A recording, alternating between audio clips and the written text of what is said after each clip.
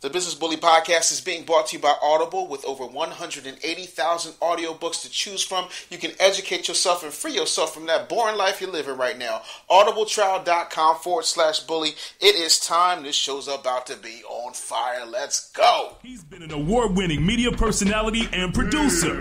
As a speaker, he's empowered over 1 million people from the stage. Now, one of the leading brand experts and business coaches in the U.S. is bringing his unique brand of straight talk to the world of on-demand audio.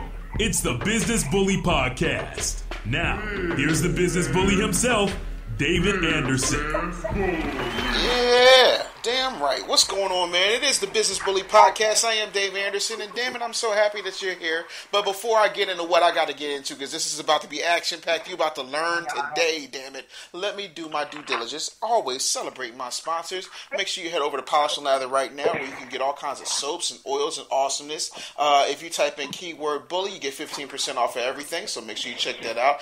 As well as Kelly's Closet, because if you're plus size and sexy and you're looking for some good lingerie, go over to kellyscloset.net. That's Kelly's Closet with a K.net. Yes, ladies and gentlemen, and as you very well know, I'm doing Leap 21 with all types of great experts. You can go ahead and transform your business. It's a 21-day challenge. Go to LeShondaFitzgerald.com/Leap21. That's LESHAWNDA Fitzgerald FITZGERALD.com/Leap21. Sign up, man, for that price goes up and the whole thing closes down. Now that I got that out the way, I have been waiting for this for the longest time. What happens when an unstoppable force meets an immovable object? It yields, ladies and gentlemen. And right now, I'm about to yield my show the same way Oprah yielded her show to Iyanla. This right here, this is about to be crazy. The person I have for y'all today, if you are black, if you're an entrepreneur, if you are a woman with excuses, she is going to set you straight. When I tell you this woman is somebody that I admire, somebody that I respect, she has done everything from television to radio to books. She has conquered the internet more and several times. She is a beast, and right now she is totally revitalizing East New York, and not in that Bill Clinton gentrification way either. She is the owner of the Tea Room. You've seen her on VH1, MTV. If there's a TV show that you like, damn it, she's been on it. Ladies and gentlemen, it is my honor to have on the Business Bully Podcast Tionna Smalls in this building, man. Yo! Hey, how are you guys? Hey, man, everybody good on this end. How are you? I am doing wonderful. Thanks for having me. Hey, man, thanks for being here, man. I'm so happy. And for all of my Brooklyn listeners, of which there are a lot, take your ass to the tea room. Please, for the love of God. Just go. Go for the banana pudding and hope that you can get more than a corner. Yeah, the banana pudding's hot. But, yeah, it's better than my grandma's. Thank you for that great introduction. I loved it. And we finally on the show with each other, so this is good. Yeah, this is good. It's a long time coming. Yeah. Man, I'm so happy to have you.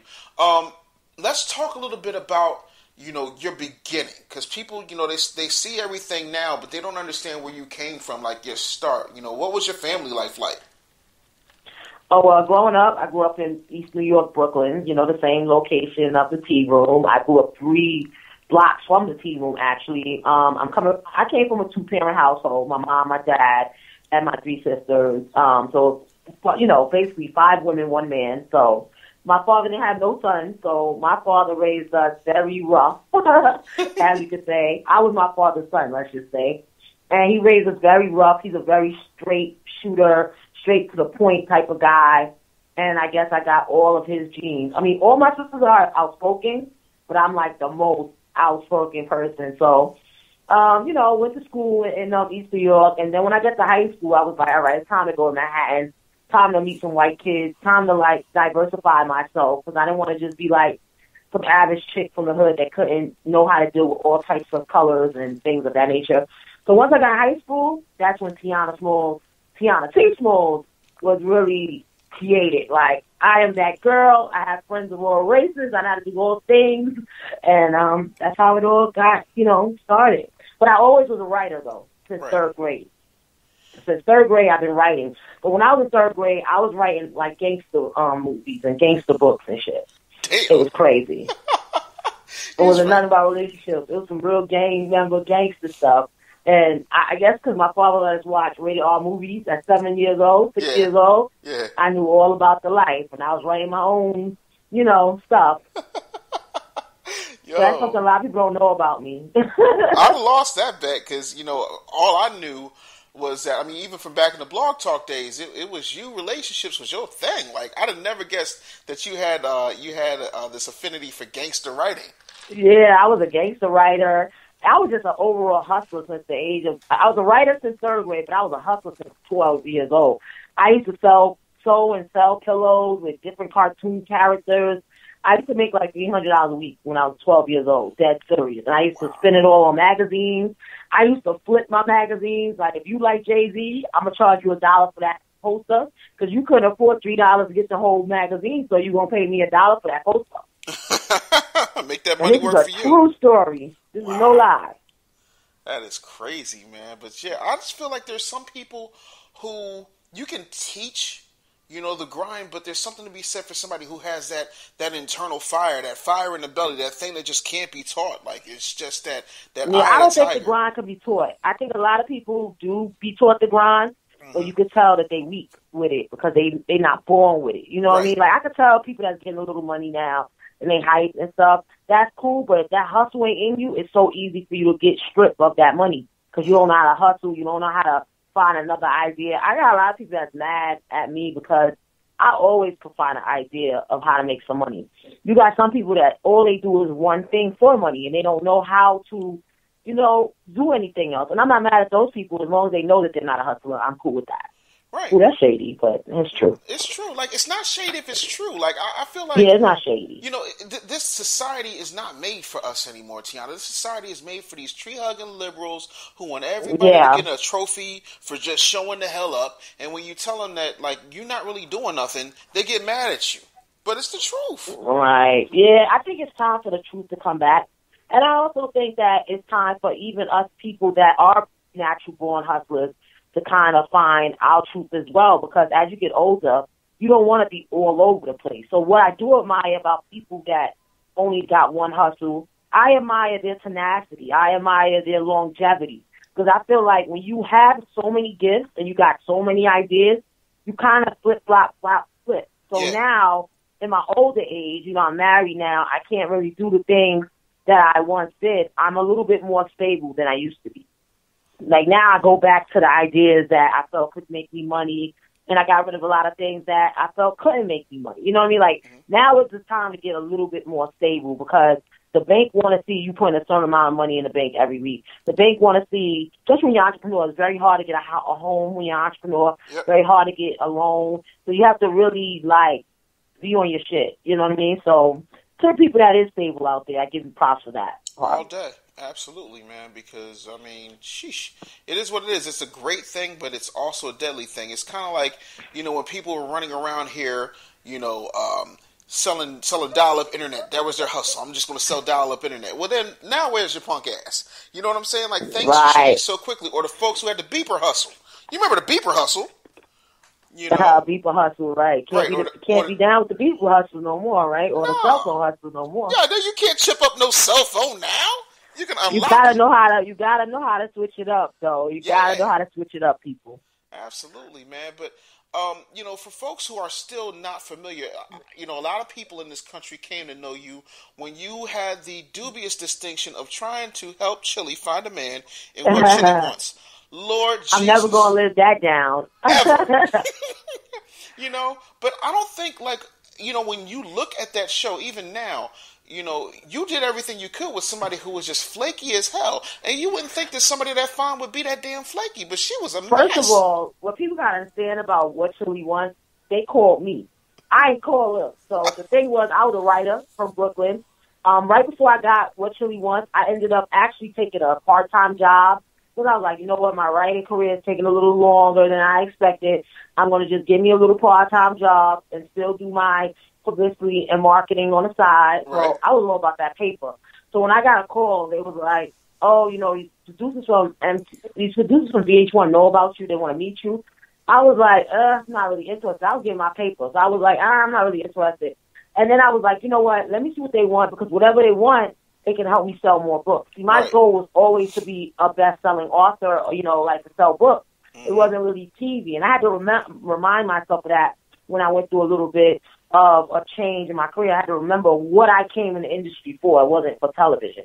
So anyway, my dream was always to be on Best Week Ever. Do you remember that show on Best Week Ever? Love that show. That was like my dream. So I'm like, maybe they calling me for Best Week Ever because it is a known fact that I want to be on Best Week Ever. I mean, I wanted to be on Best Week Ever until I found out they get like donuts and that's it for doing that show. So anyway, come to find out, they're like, listen, there's a celebrity. She just came out of a high-profile relationship, and they need somebody that's going to keep it real, basically somebody black from the hood that don't give a fuck, that's going to keep it real. And I said, you know me, I'm 24 years old when they gave me that phone call. How much y'all paying me? Right. I don't give a fuck what celebrity is. Honestly, I didn't even know what celebrity was until I made it to Santa Monica.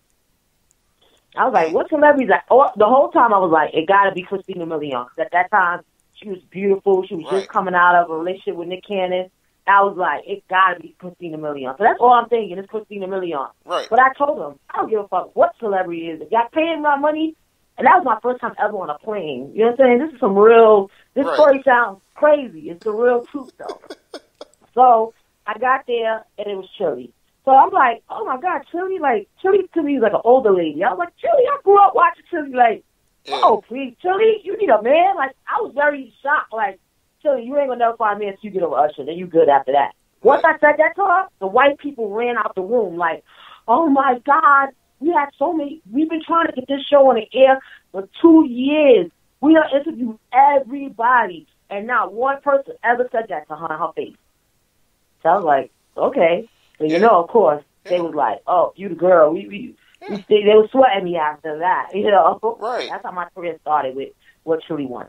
Yo, and that's the thing, like, people don't understand this, and I try to break it down. Like, I was having this conversation with my 17-year-old today, right? We in the Uber. Now, she lives a different life than the kind of life that you and I lived growing up. You know what I'm saying? She don't see this. So we're at Temple University, which is where I went to college, and it's dead set in the hood. It's North Philadelphia. It's the worst area in the city.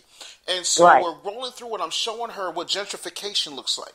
Then I'm breaking down to her, like, all right, you see there's a church, there's a liquor store, there's a check cashing place. There's a crack house. And I said, you see all this beautiful things? I said, look how that church is 200 years old. Ain't no graffiti on it. Ain't nothing on it. But all these people are sitting up here in poverty and stricken. And look how downtrodden they are.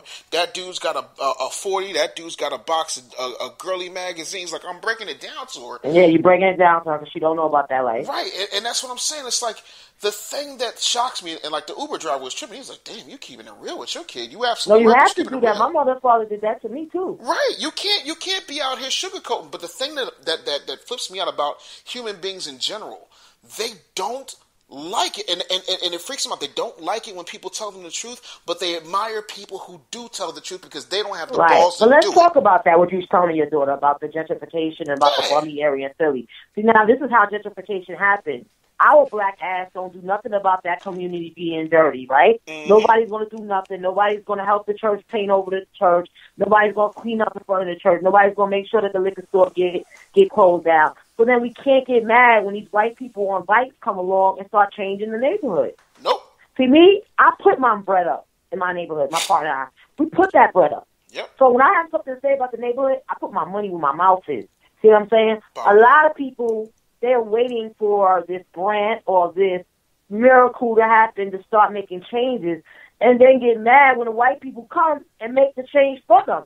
That same area that you showed your daughter, which is near Temple University, in 3 years would not look nothing like that. That liquor store will be closed. It will be a bike shop. Yep. That church will still be there because the church is the biggest hustle in the hood. Exactly. But that will be it. Yep. That will be it. And they keep pushing them out. And that's what I try to tell folks. It's like, you get so mad at all these people. Now you want to blame Obama, but you ain't had the balls to blame Bush. You ain't had the balls to blame Clinton. You ain't had the balls to blame Bush or Reagan. Yeah, always the black man fault. And then we got to look at the black community. Okay. A lot of people, there's a lot of people from Philly, a lot of celebrities especially, that got Philly ties. Why the hell does Philly still look like that? You know what I mean? Because why here's the thing. These people not we spending money and being accounted for spending money? I got less money than a lot of celebrities. You know what I'm saying? Right. But I couldn't see myself being from this neighborhood, and my nephew can't even go and get iced coffee. in the hood without going to Dunkin' Donuts nasty ass coffee. Okay, exactly. These are just things that I cared about. Now, do the hood care with us? No. No. They don't. No. I mean, they hate us for opening up a cafe in the neighborhood. That's so fucking sad, right? Yeah. But it's all good. Because we never do it for men. Men never notice. Nah, and that's what Mama used to say. She said, David, you know I'm an educator. I said, yes, ma'am. She said, but when I say this, I have to say this like I'm from the Richard Allen Project. She would say, let me tell you about black folks. They don't mind you doing good as long as you ain't doing good. You ain't doing better than them. That's People it. will hate you because you sweep in front of your store, your business. Like, what you trying to do? People you hate you because you got a sign. They got to get a bigger sign. Yep. People got to sweep more than you. People got, if you clean your windows, people going to find some windows to clean. I mean, it's very disgusting. And we need to really work together in the black community because the white man is definitely going to take it. If you look at East New York, East New York is one of the most, where I'm from. Now, let's talk about East New York. Please. East New York was one of the most desolate, poor black neighborhoods. Although I grew up in a house, in a two-parent household, you still down the block from kids who are poor. So that means what that means. If you ain't poor and they poor, you have to go through the same poor shit. So y'all still eat the same food, y'all still go to the same thing. And the only difference is they hate you though, because you live in a house. Yep. It's some real shit. So right. You look at East New York 5 years ago and say, oh, I'm going to open up a cafe. People would have, first of all, people didn't even know what a cafe was in East New York 5 years ago. Okay. Then they would look at you like you were stupid, first of all. Second of all.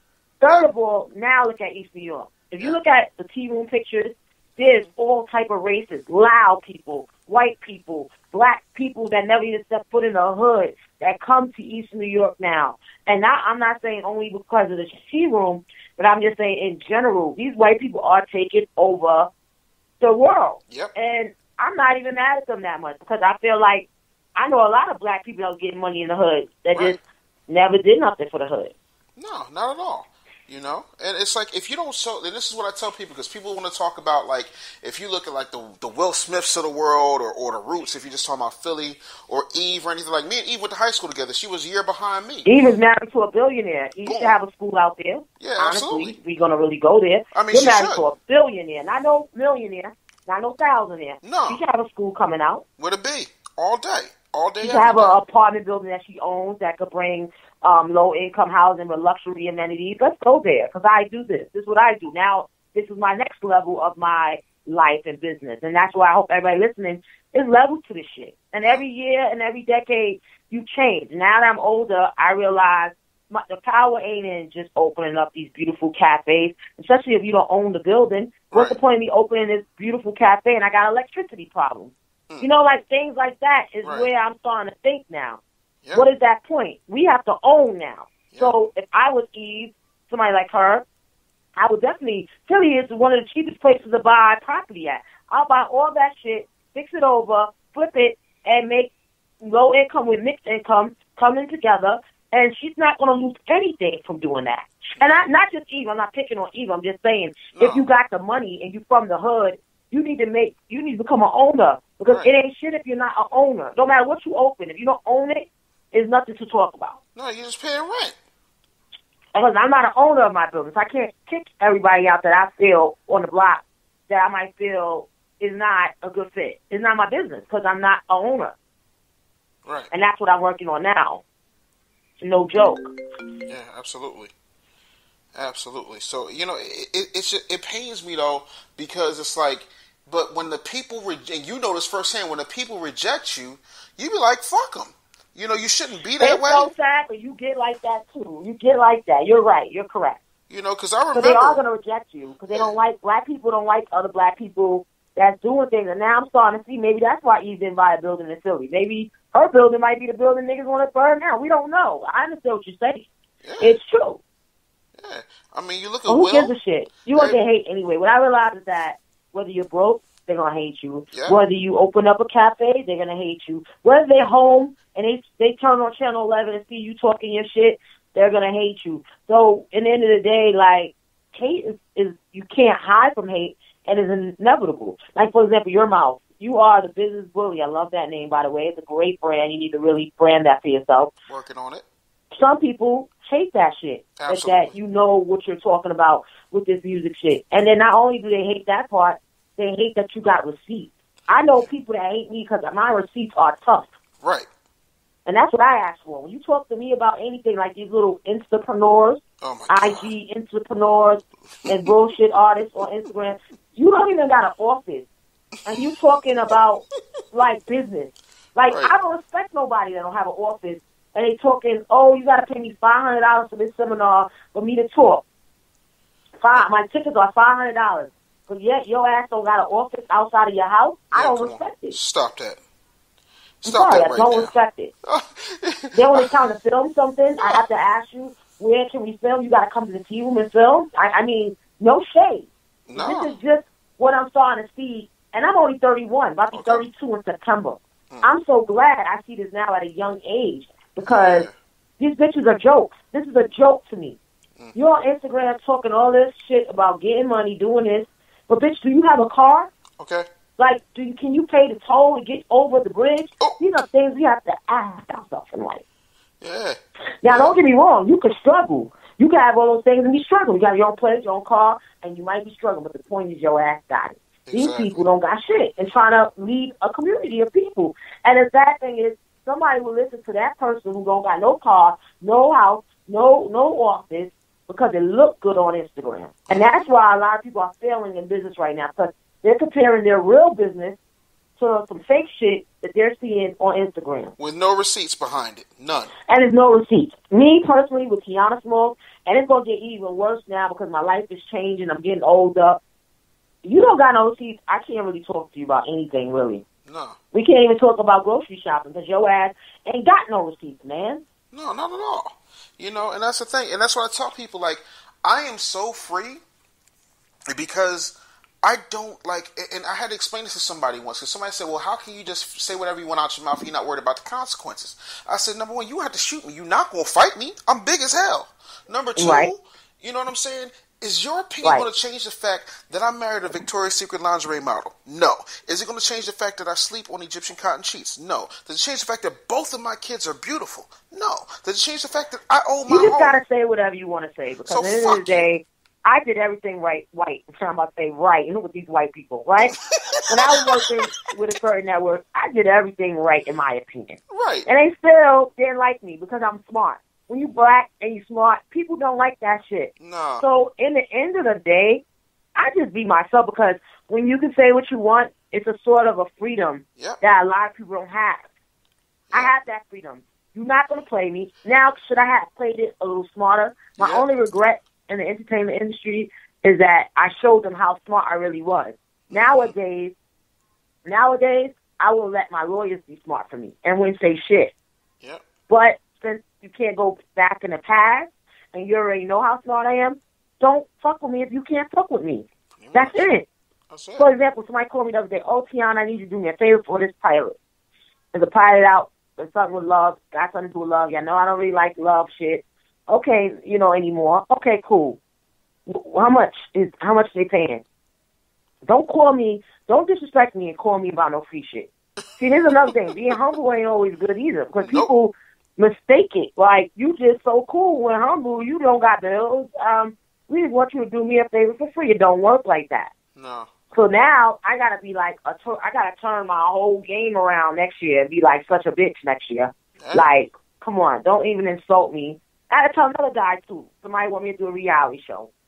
Okay, for Brooklyn. First of all, it was my idea, but okay, I'm gonna let you rock. Yeah, I'll let you be. I had a nerve to write me and say, oh, can you film and we just do and I'll handle the business stuff later. I said, let me explain something to you, sweetie. Don't disrespect my resume. Okay. Like, you're not talking to no amateur that never been on TV before. You're talking to somebody that's been on TV for 8 years, MTV, VH1, Channel 11. I sat down with Captain Lee and Holder. Don't get it fucked up. But I think people are getting messed up because I'm humble. So now I have to do a whole new approach this coming year. Yep. That's it, man, because there's no room. You know, there's no room in this game for you to disrespect me. You know what I mean? Exactly. Because when that happens, then everybody's going to think it's time to line up and disrespect me. And that's just not going to happen. Don't insult my resume. And that's what you need to tell people. I don't care if you're a teacher. I don't care if you're a doctor, a lawyer. If you got receipts and a resume and somebody tried to downplay your shit, you let them know. Don't insult my resume. I might get a shirt to say it because these motherfuckers got it twisted. Don't insult my resume. For real. For real. It was something else I said, too. Don't insult something in my resume. I forgot what I wrote, but whatever. Damn it. It is what it is, man. So, like, all right, let's talk a little bit about your publishing situation because for a minute, you know, you was killing it. Like, you had, didn't you publish Neffy's book? I published, I'm not going to say no names because people really try to sue me. That publishing stuff was the worst experience I've ever had in my life. I made a lot of people get out there with their books. We paid for everything from photography to editing to everything. The only thing we didn't give people was we didn't give you a upfront fee. However, we gave you a higher margin. Because in the publishing business, they will give you an upfront fee, and then you will get 0.5% of 5% in the back end. Speak on Me, it. being a genius that I am, say, you know what? What if we open up a publishing company where we give these people 40%, and we do everything 30%, and we do everything for them, 30, 40%. It was like a high margin. Yeah, ridiculous and unheard of in people publishing. really try to fuck me over. I lost a good, what would you say, $20,000? Oh. We done gave these motherfuckers parties.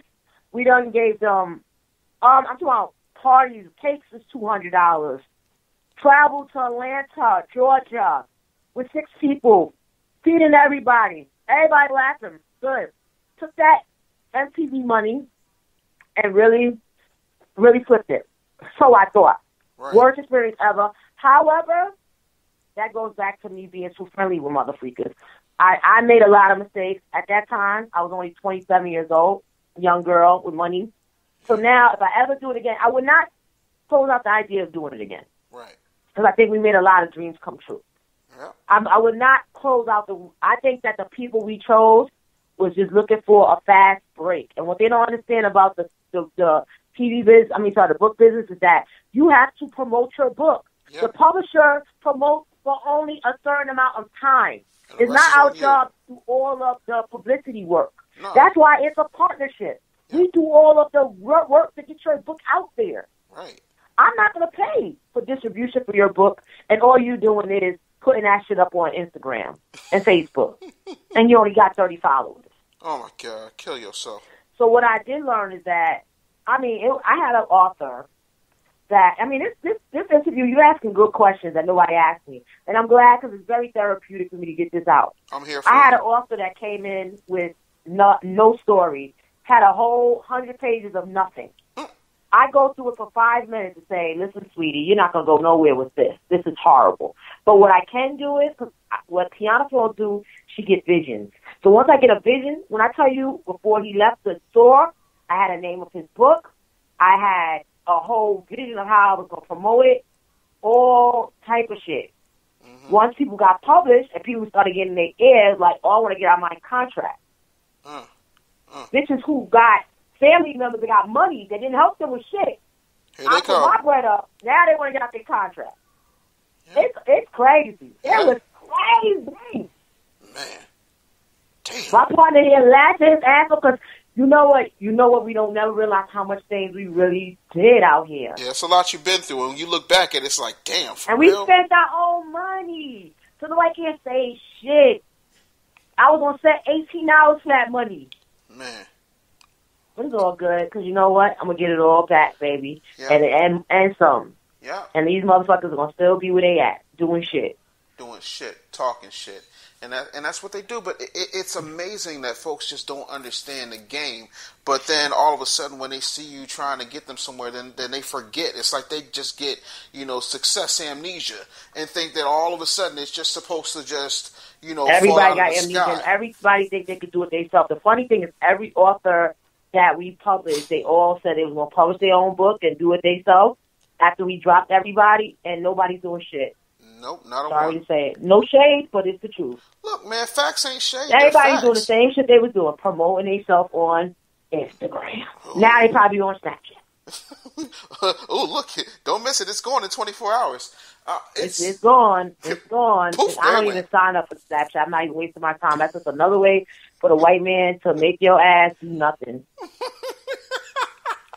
But I got some ideas, and I got some things popping, and I'm about me now, me and my crew about this money now. See, all my mistakes I made with my money before was I was looking to other people to make my bread for me. Like, you know what? But everybody ain't a hustler, and everybody can't get it. Everybody don't get it, and I'm not even mad at everybody. I'm so happy for everybody. Like Instagram, I think they're up to like 10,000 followers. Some people, that's beautiful. Right, congratulations. That's wonderful. How much money does that Congratulations to those followers, you know? It amazes me, though, like, when you look at your situation and you look at what's out there, it's like you feel like you're taking crazy pills. You feel like you're running 20 steps ahead of folks, and then they don't see what you see, and so you wind up looking like the crazy person, but I'll be damned. So, yes. Now, you know, when I went to the tea room, right, there were things that shocked me, you know, and I want to tell you why it shocked me. Okay. Because when I see you glammed up, you know, the girls is percolating, you know what I'm saying? You ain't never, you know, not done up. And then you in there in the back switching in the kitchen, you know what I'm saying? Like grandmama. And you are serving, like, and the red velvet waffle is still like I got pictures of it. You know what I'm saying? Yeah, I work hard at the tea room. I mean, because in the beginning it was like I had to be the leader of it, so I had to make sure that things was getting done. I would have liked to not really be the leader of it, but I had to be the leader. Anything that remember I told you, now I depend on myself to make that money. You know what I'm saying? So anything that I have to do, I'm going to do as long as I can do it. Like in anything that I do. Right. Because it's important. But you have such a passion, you know, for everything that you do. It's like you don't leave nothing on the table, man. It's just like if you going to go down, you're going to go down swinging. And even your partner, what I like about your partner is like, it's important for people. And this is always my thing. I don't know if this is how you feel or how you and your partner hooked up, but it's important for me, I know, to have a balance. Like, I'm real rah-rah, let's go get it, let's jump off the cliff and build the wings on the way down. You know what I mean? Yeah. But, you know, my team, on the other hand, is like, whoa, Dave, hold up, let's look at this. You know, my wife is the first person to grab me by the collar, like, yo, slow down just a little bit, let's look at this. Your partner's so low-key, it freaked me out. And I think everybody needs a team. And whether you're up or down, you got to have a partner that's going to be around. My partner done seen me spend thousands of dollars, you know, at one point, and my partner had seen me struggle to get $1,000. So, like, that's how I like it. I don't want people, see, what happened to me was that I had people around me before that was just trying to be around me for the ride. And what I realized in life is that why I married the man I married, why I have the partner I have, is because these are the people that's going to be there for you, whether you up or whether you down. They look at it like, if you're down, I'm down. If you up, I'm up. Like, and that's what I really like. And that's what you have to find around you. Can't have people around you that just want to be there for the good times. Because believe me, even with a lot of money, sometimes your mentality might not be good, or you might lose money. You might win money. But the thing is, you can't. That's the things you have to go through. Like, when you watch Unsung, you watch all these people were way more popular than you and I put together. Right. And they got to go back to their mom's house, or they lose money and they can't even find a fucking dollar. You know what I mean? Like, you're blessed regardless because you're still here to tell a story. Yep, it's very true. Now, sometimes during the course of this interview, I'm asking you questions not necessarily for you, but for somebody out there who is trying to figure out what it is that you're doing or how you do it. And I can remember watching What Chili Wants, you know, and I was happy as hell because, you know, I followed you doing Blog Talk. It was me, it was you, it was Mother Nose and a couple other people who were, like, dominating Blog Talk before every Negro and their mama jumped on it. And, yeah, I was on there before, yeah. Right, and I remember looking at you, and then I'd watch social media, and people were just dogging the fuck out of you. You know? Of course. And I was like, you know, how did you deal with that? Like, when people started coming for your weight, you know what I'm saying? When people started coming for what weight, you were your wearing. Skin complexion. Your skin. How do you deal with that, I don't care about that. I'm from the hood. All we do is rank on each other in the hood. Like, that shit didn't mean nothing to me. My pops was 25 years old, leading Chili from TLC. I'm on TV. I'm a black chick from East New York. You could have called me ugly, fat, my mama ugly, everybody ugly, but bitch, I was there. You wasn't there. Your ass was watching me from your house. And then when I got the MTV deal, it was like, You know, like how God asks you when you go and see God and gonna say, "Are you in heaven or are you going to hell?" A bitch was in heaven. I'm on MTV, the worst racist fucking channel in the world. Like, you never see nobody black on MTV. And you see my black ass from East New York with a fucking Celine bag on and a shirt that say Nasty by Nature on with some Jordans on. Fuck y'all. That can't tell me shit. That's why you notice that once the MTV show came out, everybody got quiet now. It's like, oh, we can't even say that about this bitch. Yeah, that was 3 years ago. This bitch still can't talk. That's my one accomplishment. Ain't nobody gonna ever say nothing to me. Then when I got that HarperCollins deal, let's go. My receipts is strong. When my new website come out, they want to see them receipts. Them receipts are strong. Wow, man, like that's what I'm saying. You can't tell. When you from the hood, you know you from the hood. You know that. When you from the hood, you can't. You really make it to the point where you walking out a block, some white girl from fucking Idaho, like, oh my God, Tionna Smalls, I love you. Like, that shit don't mean nothing. I could be fat, black. I had enough money to be light-skinned if I want to. I had enough money to be skinny if I want to. I'm not weak. That's for those weak bitches that want to be something they not. That's all these girls in the industry.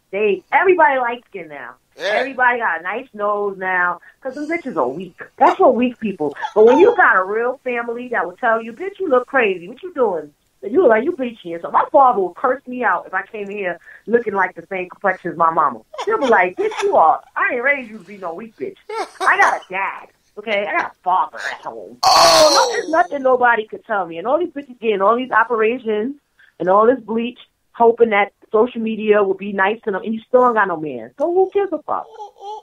You still ain't got no husband. Look at Angela Simmons. Even Angela Simmons had to get pregnant to get a husband. This shit ain't no joke. Out here. This is some real crazy shit out here. Ooh, Lord have mercy. Ooh, this gonna be that show. I can tell you right now, this gonna be the one they gonna talk about for 6 weeks. I ain't mad. It's the truth. I ain't mad. You need to hear the truth sometimes. Yeah, need that truth. And that's but I thank you for having me on your show. This is cool. Oh, that's a good thing. Oh, yeah. Like, I thank you for having me on your show. I think we really gave them a lot. And my interviews are like college. That's why I stopped doing interviews. Because I feel like I be giving them too much. So, you too much game. You gotta yeah, I give them too much game, and it's just natural to me. It's just natural to me. Yeah. You know? Yeah, I mean, you do so much, man. And it's important especially for sisters, man, because I got, like the majority of my fan base are black women. And, they always ask me these questions. And I'm like, look, I'll tell you how it is from my perspective, but I wanted them to hear it from somebody who is where they're trying to get to.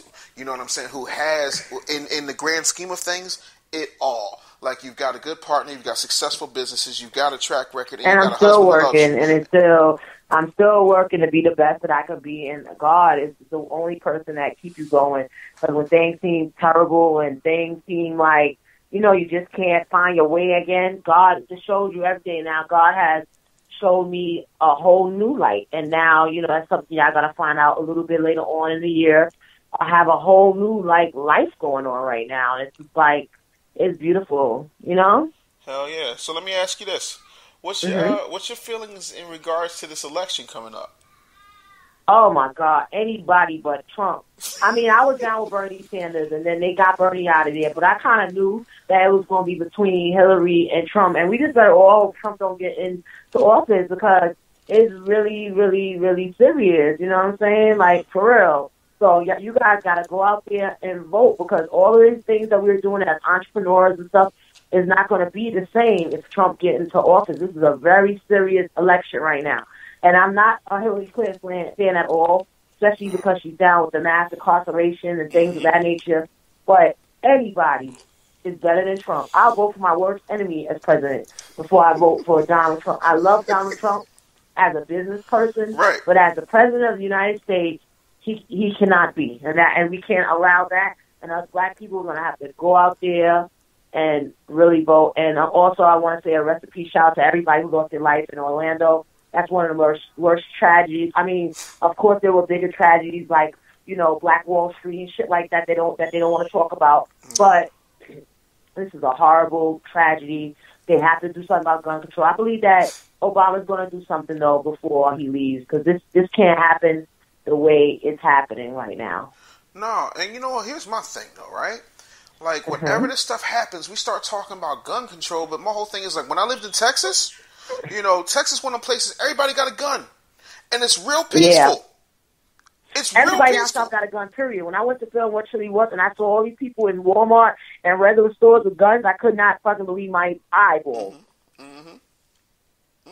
Yeah. And that's what it is. But see, I want to be able to protect myself. I'm not looking for the president. I ain't looking for the National Guard. I ain't looking for the Army. I'm looking for Glock. You know what I mean? Yeah. Glock will real. protect me and my girls up in here. Because at the end of the day, when you take my ability as a good tax-paying citizen to protect me and mine, which is all guns are for protecting you and your property, then you got a problem. It's real. But these Negroes out here with hand cannons that you supplied to them, you know what I'm saying? But you ain't regulating them. You trying to regulate me, and then it takes you an hour and a half to come see me because you're afraid that it's just another Negro dying. You know what I'm saying? Because let that have been an all-black gay club. Exactly. It's all sad. Whether the gay club, whether the old lady bingo hut, those are people. And it's just to sit there, and everybody ain't gay that is in a gay club. At all. You know what I mean? Like, you got people, moms that die. You got people, friends that, homegirls, sometimes we want to go to the gay club because you don't want no dudes in your face, whatever. It's, I went to gay clubs and supported my friends, my gay friends before. That shit is the worst, and I think it's going to be a lot of less money in the club scene right now because a lot of people think, like, damn, that could be any club. If niggas are shooting like that, they shoot through the thing. And the stories that you're hearing on the news, it's just really terrible. So, I mean, like I said, we got to stay prayed up. Yep. And that's how you got to live your life because you just never really know. So you got to be out here living your life and you can't worry about what people think about you. And if you want to start that business, get your ass out there and start that business and make it happen. And if you're already in business and you feel you're not doing the best you can do, just start making smarter moves and start being more smart and realize what you're doing, what's wrong, and fixing it. And that's all you can do. Man, let me tell you something. That's my girl, Tionna Smalls, right there. Yes, it's your girl, Tionna Smalls. Make sure you guys follow me at Tionna Smalls, TIONNA Smalls. Check out my web series, Mouthful of Fur. I do like a talk show web series. It's really cute. Mouthful of Fur on YouTube. And I thank you so much, Dave, for having me. Man, it's the honor is mine. And, I love you to death. Ain't nothing you can do about it, honey. Thank you. Bye, Dave. I'll talk to you in a few. Yeah, man. Tionna Smalls, people. Killing it. Absolutely killing it right now. Just a beast with it. And that's how you got to be. You got to have a certain level of gangster with your situation. And now we've gotten that out of the way, I definitely want to take some time to really talk, really talk about what our next steps. We have all these horrible tragedies. The young lady Grimmy lost her life because of some cuckoo. You got cuckoos shooting up the club. You got cuckoos everywhere, man. But you got to protect yourself, not only physically, but emotionally, spiritually, and you have to protect your business. You have to protect your interests. What are you doing in order to do that? What does that look like for you? Can you take your situation and move it somewhere if you have to? Do you have the funds saved up to make a move? How do you generate those things? And for me, it's a situation where last night, the night before I taped this, I did a mastermind, in my private Facebook group for Leap 21, which I talked about on the show before this with LeShonda Fitzgerald, and I began to break down certain things, just certain principles that are critical to your success. And a lot of this stuff, you've heard me talk about, but a lot of this stuff I really went in depth to, because we have to start preparing ourselves. We have to start taking things to a new level. People look at things that are new and they run from them instead of looking at new things and embracing them. When Facebook Live dropped, people were like, I don't know what to do with it. And I'm like, man, let me show you how to make thousands on Facebook Live. And that's what I did. I created a ebook course called Facebook Live Bully, and I put like $650 worth of bonus material with it. And you can get that right now if you go to my Facebook page, facebook.com/thebusinessbully. You can get that book right now, man. there's so much going on. There's so much opportunity. You just have to be willing to take advantage of it and not be scared of it, and just get yourself in a place where you can say, you know what? This is where I need to be. These are the things that I want to do. This is how I'm going to live my life. This is how I make my mark. This is what I do to make sure that my children and my children's children are set up. And most importantly, y'all, get you some life insurance. It's a whole lot of people running around here with no life insurance. You could die of a heart attack today. Your kidneys can shut down. Your lungs could, get cancer. Anything could happen to you. You could stroke out, get a heart attack, get hit by a bus, get shot in the head. You do not know. So don't leave your family with that burden. Get you some life insurance, man. Talk to some people. Make some moves. It's critical. So, man, get your situation together. Really do. Support my sponsors. Thank you guys so much for listening to the show. As always, I'm Dave Anderson. I do appreciate you. I love you more than you'll ever know. And I thank you so much for being here. I appreciate you. And please, whatever you do, make sure that you're good at it. And I will check you out next time. Peace. Follow us on Twitter at MyInnerBrand. Thanks for listening to the Business Bully Podcast. We'll talk to you next time.